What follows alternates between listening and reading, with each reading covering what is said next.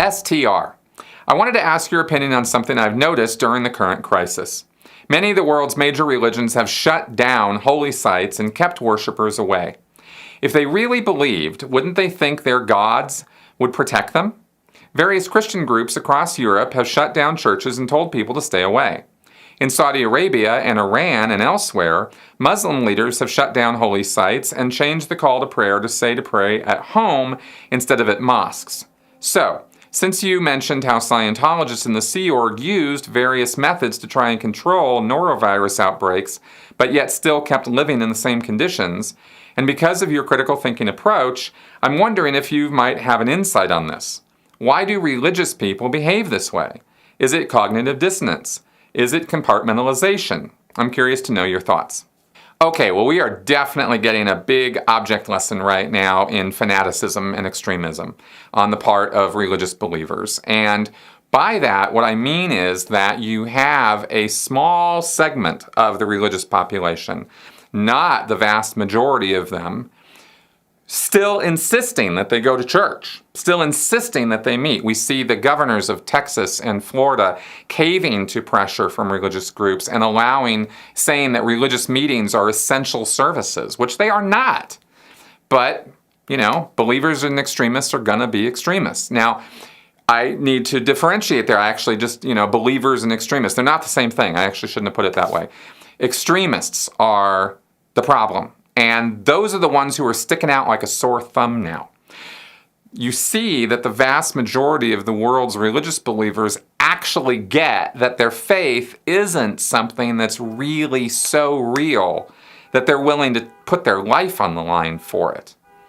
And that's good. That's a good thing, because faith is just an idea in your head. It's not armor. It's no shield. It's not going to protect you from anything.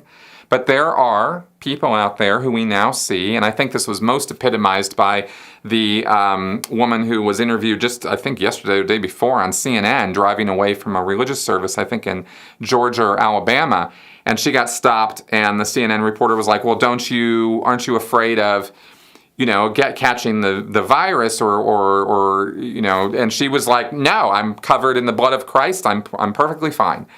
And, well, what about giving it to other people? Oh, no, they're all good, too. They're all believers, and we're all anointed, and blah, blah, blah. If you haven't seen that clip, you might check it out. It's insane. And this woman looks like a normal woman, looks like this normal, middle-aged woman, driving in a car, well-dressed. I mean, she doesn't look like a fanatic. She doesn't look like she's delusional, but she is. She's crazy. And that's what we have in terms of the people who insist on going to church in the face of, this global pandemic, where they are literally putting not only their lives, but the lives of other people at risk, because their faith is so strong that they actually believe that they are impervious to getting sick in the first place. They might, they think that their faith, and this is Scientologists too, and this is why I can, when I talk about this fanaticism, this is Scientologists.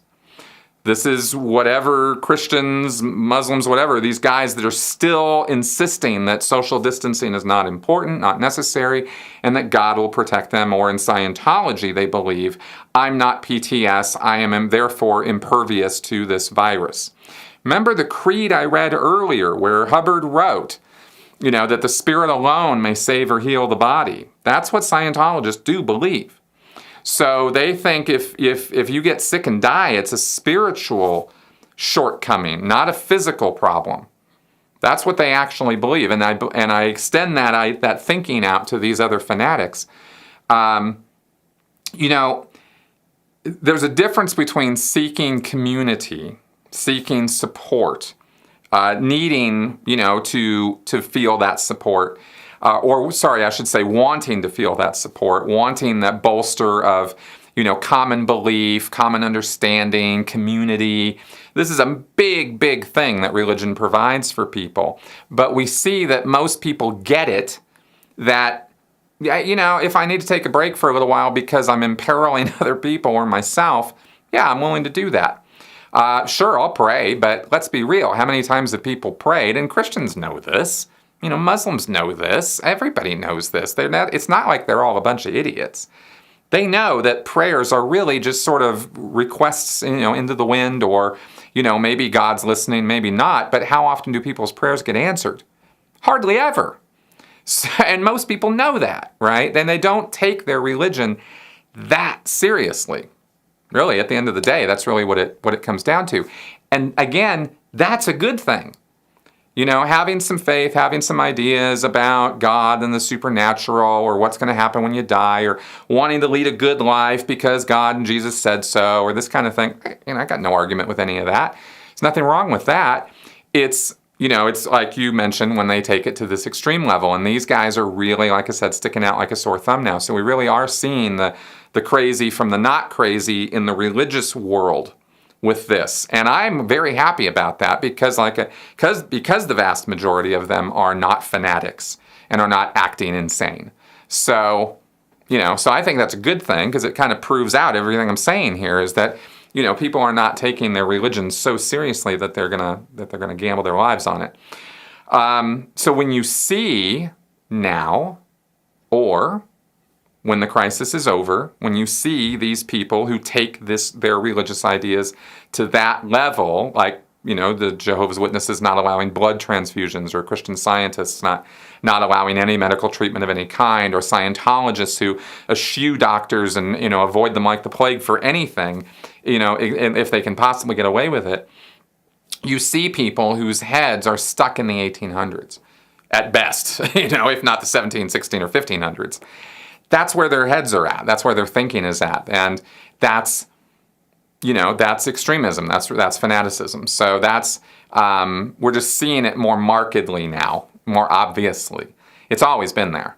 And this is what I've been going on about for years. So anyway, I don't know. Hope that gives a little bit of insight. I could put more labels on this stuff, but I think the label of fanatic extremist satisfies. There could be 10 to 20 different reasons why somebody is a fanatic or has gotten to the place where they are now an extremist. There's a lot of paths to that headspace. So I could go on about all of those, but I think just recognizing them as extremists and beyond any ability to think critically on that subject, right? That's pretty much what extremism is you've given up your ability to think critically on that subject on which you're an extremist. It's black and white. It's all true. It must all be this way. There can't be any other possibility.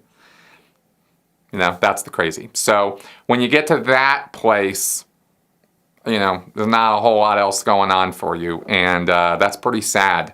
But that's the reality of it.